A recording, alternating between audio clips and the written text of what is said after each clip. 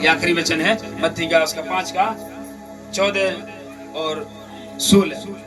Last वचन पढ़ के मैं खत्म करूंगा। ओके। तुम जगत की ज्योति हो। अब यीशु मसीह ने वहां क्या बोला था? 8 का बारे में, you I am light of the world, और यहाँ बोला you are light of world. तुम भी जगत की ज्योति हो, मैं जगत की ज्योति हूँ, तुम भी जगत की ज्योति में हो। आमीन।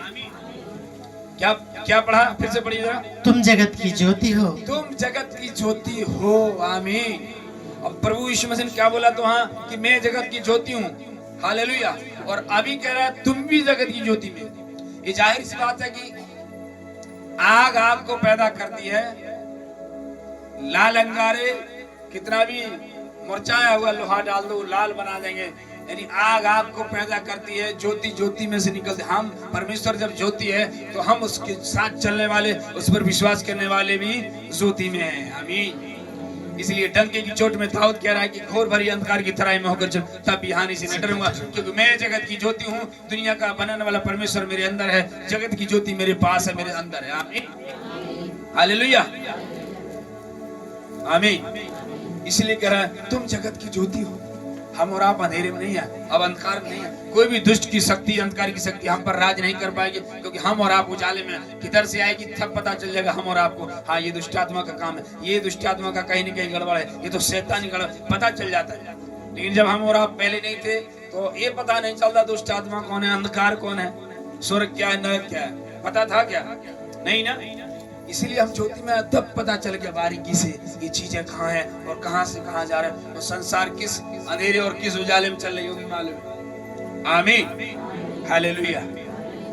वो ज्योति में है कि हम भी ज्योति बन गए। अब जरा सोचिए, एक जगत को, पूरी जगत की ज्योति परमेश्वर है, और उसको ज्योति को बनाने वाला, सूरज को बनाने वाला परमेश्वर पूरी दुनिया को रोशनी देता है। दुनिया में एक ही सूरज है, एक ही चांद है, और पूरी दुनिया रोशनी लेती है। हाँ या ना? आया ना? 10 सूरज चांद है।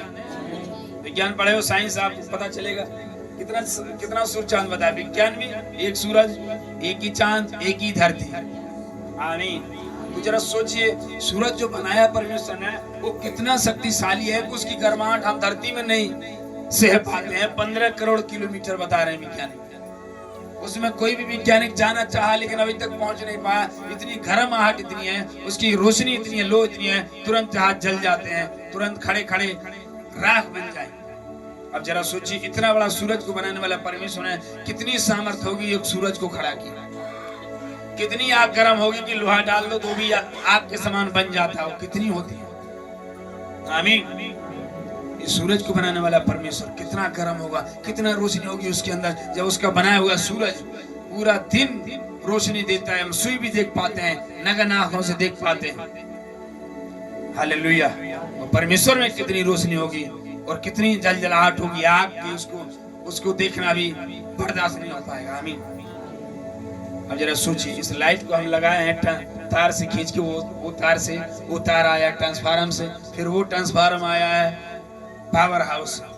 इस तार में छू लेते हैं, इतनी लाइट मारती है, केवल 240 250 चलती रहती है, इसमें लाइट दौड़ती है। उसको छूते हैं तो इतना पूरा शरीर झंझना जाता है, पूरा शरीर खराब हो जाता है। जरा सोचिए, लोग गिर जाते हैं, बेहोश हो जाते हैं। लेकिन ट्रांसफार्मर छू लेंगे तो क्या हो जाएगा? मर जाएंगे कि नहीं? उसके बाद पावर हाउस छू लेंगे तो क्या हो जाएंगे? राख हो जाएंगे नहीं?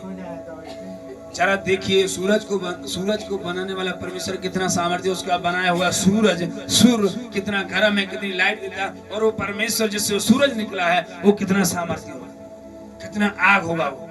आमीन। हालेलुया।